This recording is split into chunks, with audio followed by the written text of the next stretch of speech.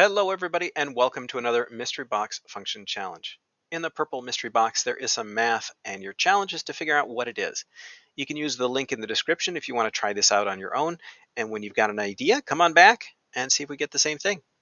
All right, let's start with a 0. Okay, 0 gives us 1. How about a 1?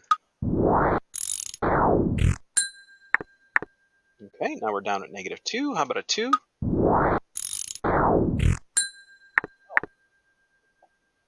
So that looks like a non-repeating decimal. Okay, how about a 3? Another non-repeating decimal. How about a 4? And at 4, we get a whole number. So I've got some suspicions already. I'm going to put in some negative numbers, and I think we're going to get not a number. Aha. So there's -1. How about a -5? And for good measure, a -9.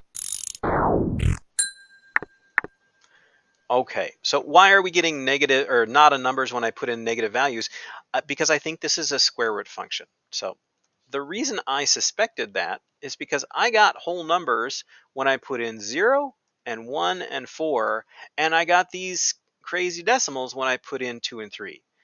This is the behavior of the square root function. If the square root of 0 is 0, the square root of 1 is 1, the square root of 2 is a crazy decimal, the square root of 3 is a crazy decimal, the square root of 4 is 2. So that pattern of whole numbers and non-repeating decimals, that makes me think that that's what's going on. I notice if this is the curve, there's a couple of things going on. First of all, it's upside down. The regular square root curve would be up here. So I think we've got a negative sign in front of this thing, and I'm actually leaving a little space because it's also really steep. So I think we have a multiplier as well. And then, and then we're moved up 1, right? So it looks like we have been moved up 1, and that from the origin here, and that should just be +1 at the end. What is the multiplier? Oops, I should put an X inside here. And what is the multiplier? It hasn't been moved over left or right, so I don't need to worry about anything else under the square root symbol. So if we think about this, if we put in 0 for x, 0 times whatever it is going to give me 1. That makes sense. Here, we're putting in a 1. This is going to help us a little bit more. So the square root of 1 is 1. So this is 1 times something times a negative something plus 1 is going to equal -2. So what is that going to be? We want it to equal out to -2, and you're adding 1 to it. So this whole thing has to be -3.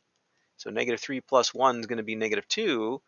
So our multiplier has to be -3. Looking where you put in 1 is a good place to find those multipliers. So I think this is our function. Let's just test it. Let's test it with 4.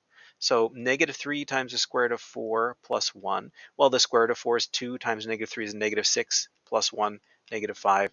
That's what we get for 4. What if we put in a 9 here? So -3 times the square root of 9 plus 1. Well, the square root of 9 is 3 times the -3 is -9 plus 1 would be -8. So if I put in a 9, I should get a -8 out. So let's try that. Yep, and there it is. So I think we've solved this one. Let's take a look. Yeah, -3 times the square root of x plus 1. And we can graph that as well. And you've got that tapering curve of the square root function. It's just much steeper because of that multiplier of 3, and then it's upside down because of the negative value. Well, how did that go for you? Were you thinking square root? Let me know. Thanks, everybody.